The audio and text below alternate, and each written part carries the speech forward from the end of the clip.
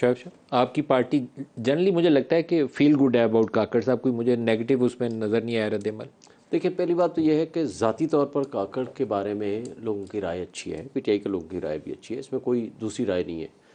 لیکن بات یہ ہے کہ اسپرٹ آف دی کانسٹیٹیوشن تو یہ تھا کہ آپ کو ایک اپوزیشن کی واحد پارٹی ہے اس کے ساتھ مشاورت کرنی چاہیے تھی۔ اگر پیپلز پارٹی اور کیونکہ پرائم منسٹر ہے، کولیشن گورنمنٹ ہے، ساری اپنی پولیٹیکل پارٹیز کے ساتھ اگر مشاورت ہو رہی آپ ہے کے راجہ صاحب نے تو نام دیا ہے، کیا ہو گیا؟ تو راجہ صاحب کو پہچانیں گے یہ بھائی اب جو راجہ صاحب نے ان کو نہیں پہچانا، اب جو ریورس ہو گیا سائل سر۔ اچھا پہلے وہ راجہ صاحب کو نہیں آپ تو پہچان رہے سمجھ تھے نا، رہے تھے کہ اب ان کو راجہ نہیں۔ صاحب نے انہیں نہیں پہچانا، انہوں نے کہا یہ نام ہے میرا، رکھتے ہو تو دیکھیں رکھو، نہیں تو پھر جائے گا معاملہ الیکشن کمیشن میں۔ دیکھیں وہ سائل ہیں اس وقت بھی، وہ پی ایم ایل این کے ٹکٹ ہولڈر کے لیے وہ خواہش مند ہیں، تو وہ لیکن تو ہے تو پی ٹی آئی ٹرو سے نا۔ اسپرٹ آف دی کانسٹیٹیوشن کے مطابق تو انہوں نے کیا ہوگا، لیکن جب آپ لیٹر اینڈ اسپرٹ میں جائیں گے تو اس کے مطابق آپ کو واحد اپوزیشن پارٹی ہے اس سے مشاورت کرنی چاہیے تھی، لیکن چلو نہیں سر ہوا۔ جس پروفیشن میں ہیں جائیں جج صاحبان سے کہیں، لیکن وہی سر اسپرٹ کے مطابق فیصلے کرنے لگ وہ جائیں۔ تو چلے اگلا چیپٹر ہے، لیکن میں ایک بات کہتا ہوں، بات اسپرٹ یہ کی ہے، بات نہ کریں، بات یہ ہے، ٹھیک ہے تمام ٹھیک میں ہے حجت ہی بن ہو رہے گئے، ہیں۔ لیکن میں یہ کہتا ہوں کہ ان کا کردار اور ان کی کارکردگی ثابت کرے گی کہ کیا یہ محسن نقوی کی پیروی کر کے اپنا نام تاریخ میں سرنگوں کرنا چاہتے ہیں، یا ایک اچھے ایڈمنسٹریشن کے طور پر اور سیاسی چپکلش کو کم محسن کریں۔ نقوی نے کیا خرابی پیدا کی؟ کیا نہیں کی؟ لائک میں یہ بات کہنا چاہتا ہوں کہ آج جبر اور خوف کی فضا جو پیدا کی ہوئی ہے، جو لوگوں کو چادر چار دیواری کی پامالی ہے، کل ایک 14 سال کے بچے کو 2.5 مہینے بعد دوبارہ گرفتار کرنے جاتے ہیں اور جا کر کے اس کے باپ کا مرڈر ہو جاتا ہے، اس پہ تشدد کرتے ہیں۔ ذل شاہ ایک اسپیشل بچہ تھا، وہ شہید ہوتا ہے پولیس کے ہاتھوں میں، اس کو سامنے تصویریں ویڈیو موجود ہیں، پرچہ ہوتا ہے کہ جی قتل کر دیا پی ٹی آئی کے لوگوں نے، اس میں عمران خان کو بھی 302 میں ڈال دیتے ہیں۔ 3 دن بعد 4 دن بعد کہتے ہیں نہیں ایکسیڈنٹ ہو گیا، وہ ایکسیڈنٹ بھی عمران خان نے کرا دیا، دوسرا پرچہ ڈال دیتے ہیں۔ اور جو آج ورکرز کو کرش کرنے کے لیے جس طرح کی پالیسی انہوں نے بنائی ہوئی ہے، صرف اور صرف پی ٹی آئی کے خلاف۔ اب 14 اگست پہ مجھے بتائیں، کیا پنڈی میں 144 لگا دی؟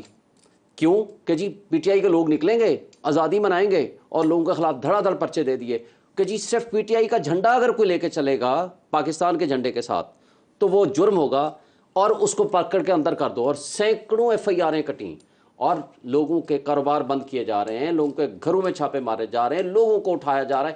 کیا یہ طرز عمل ایک سیاسی اور میں اگر جمہوری پوچھ طرز لوں کہ عمل بنانے 50 کے ایف آئی لیے آر، سینکڑوں کا ہے نا، 10 ایف آئی آر دکھا دیں، 10 بھی میں نہیں۔ آپ پنڈی کو والے کی میں گزارش کرتا ہوں، دیکھیں ایک بات، محسن نقوی صاحب نے 9 مئی نہیں کرایا، وہ آپ کی اپنی چوائس تھی، یہ ضلع شاہ والا 9 اور مئی سے پہلے کے واقعات ہیں۔ اس کے نتیجے میں جو کچھ ہو رہا ہے وہ بھی آپ کے اپنے کرم و جرموں کا پھل ہے، اور بالکل آپ کے لیڈر نے پچھلے 10 مہینے یا 8 مہینے اس کی تیاری کی تھی، اپنے جلسوں میں، اپنی میٹنگز میں، اپنے کارنر میٹنگز میں حلف لیے تھے کہ اگر مجھے گرفتار کیا گیا تو تم نکلو گے، اور جس طرح ترکی میں احتجاج کیا اس طرح کرو گے۔ ترکی میں کیا ہوا چلے تھا، میں ذرا جواب کس طرح کی تیاری نہیں، ہے ابھی اس کی؟ خرم صاحب پہلے۔ سو گزارش یہ ہے کہ ہاں ہائی ہینڈڈنس نہیں ہونی چاہیے، لیکن یہ بات طے شدہ ہے کہ 9 مئی سے ہم بچانا چاہتے تھے، ہم نے ڈائلاگ کا رستہ کھولا تھا، آپ نے ڈائلاگ کا رستہ بند کر کے قوم کو بھی برباد کیا ہے، سیاسی عمل کو بھی خراب کیا ہے، اداروں کو بھی امتحان میں ڈالا ہے۔ میں صرف خرم ایک صاحب جملہ جو کر دوں، الیکشن کیمپین ندیم ہے صاحب وہ ایک جملہ، پہلے خرم صاحب الیکشن کیمپین ہے، اس میں سیاسی جماعتیں اگر حصہ نہ لے پائیں تو پھر اس کی پروسیس کے اوپر ایک سوالات اٹھ جاتے ہیں۔ اس وقت تحریک انصاف شاید اگر یہی صورتحال رہی جو آج ہے تو موسٹ لائکلی شاید وہ اس طریقے سے کیمپین نہیں کر سکیں گے، اس کے اوپر آپ کیا کہتے ہیں؟ دیکھیے جی، نہ صرف پی ٹی آئی کے اوپر 9 مئی کا جو سانیہ ہے، جو ریاست کے اوپر حملہ ہے، ان کے ریکارڈ پہ ہے۔ ہم بھول گئے ہیں کہ کس طرح زمان پارک سے پولیس کے اوپر پیٹرول بم پھینکے گئے تھے، اس میں کوئی شک ہے؟ یا وہاں ان کے کارکنوں نے پولیس کی گاڑیاں پکڑ کے نہر کے اندر ڈبوئی تھیں، یا انہوں نے باہر نکل کر پولیس کو ڈنڈے مارے تھے، اور ایک دن نہیں، مستقل کئی دن۔ لہٰذا ان کا جو ریکارڈ ہے، اور یہ وہی لوگ ہیں، لیکن ہمیں حیرانی نہیں ہونی چاہیے کہ اگر انہوں نے 9 مئی کو ریڈیو پاکستان پشاور کو آگ لگا دی پی ٹی آئی کے کارکنوں نے، تو یہ وہی کارکن ہیں جو 2014 میں بھی ڈنڈے لے کر پاکستان ٹیلی ویژن پر قابض ہوئے تھے، اور وہاں بھی انہوں نے اس 2014 میں بھی اسی طرح، جس طرح پنجاب پولیس کو انہوں نے زدوکوب کیا تھا، اسلام آباد پولیس کے 150 سے زائد لوگ تھے جنہوں نے انہوں نے زدوکوب کیا تھا، اور ریکارڈ ہے ساری باتیں۔ تو لہٰذا اس کے باوجود، اور قاہرہ صاحب مجھ سے ایگری کریں گے کہ ہم کسی جماعت کو بین کرنے کے حق میں نہیں ہیں، لیکن اگر اس جماعت کے کارکن قانون توڑیں گے تو ان کو قانون کا سامنا کرنا پڑے گا۔ اگر محسن نقوی قانون پر عمل درآمد کرائے گا تو اچھا تو نہیں لگے گا، لیکن بطور جماعت ہم یہ چاہیں گے کہ تمام جماعتیں انتخاب میں حصہ لیں اور ایک لیول پلینگ فیلڈ ہو، اور اسی کے تحت جو ہے پاکستان کے عوام جس کو ووٹ دینا چاہتے ہیں وہ ووٹ دیں۔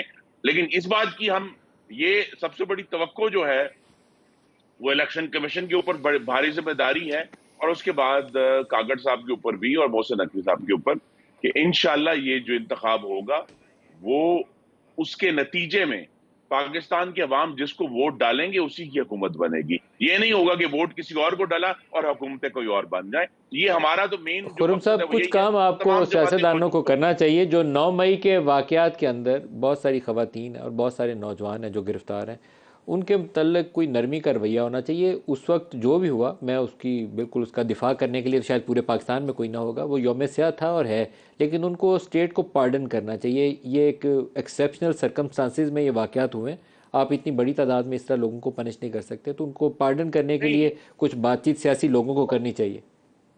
لیکن اگر دیکھیں نا، اگر نوجوان جو ہیں یا خواتین وہ جناح ہاؤس لاہور کو آگ لگا دیں گے، یا صرف جناح ہاؤس کو نہیں آگ لگی، میں نے آپ کو بتایا ریڈیو پاکستان کو آگ لگی، ایک موٹر وے کے ٹول پلازا کو آگ لگی، ایک میٹرو بس کے اسٹیشن کو آگ لگی، چترال میں ایک سکول کو آگ لگی، بلکہ پشاور میں تو 150 جانور جلا دیے انہوں نے۔ تو اب دیکھیں وہ یہی تو بات، قلعہ بالا ہزار میں، قلعہ چک درہ میں، کنٹونمنٹس کے اندر، ISI کے آفیسز کے اندر، وہ لمبی لسٹ ہے، وہ چھوٹی لسٹ نہیں ہے۔ But we know the circumstances, آپ کو بھی معلوم ہے، مجھے بھی معلوم ہے۔ نہیں، اگر تو جوینائل لوگ ہیں جو 18 سال سے کم عمر کے ہیں اس کے اوپر ضرور بات ہو سکتی ہے، لیکن جو ایڈلٹس ہیں چاہے وہ مرد و خواتین ہیں، آئی تھنک زیادہ ہمارے پہ جو فوکس کرنا چاہیے، اور جو محسن نقوی صاحب سے اور دوسرے جو نگران وزرائے اعلیٰ ہیں، وہ یہ ہے کہ ان کو بجائے لمبا عرصہ جیل میں رکھنے کے ان کے ٹرائلز ہوں اور تیزی سے ہوں، تاکہ پاکستان کو یہ پیغام جائے کہ آپ اس طرح کی انارکی، اس طرح کا بلوہ، اس قسم کا ریاست کا حملہ نہیں کر سکتے دوبارہ۔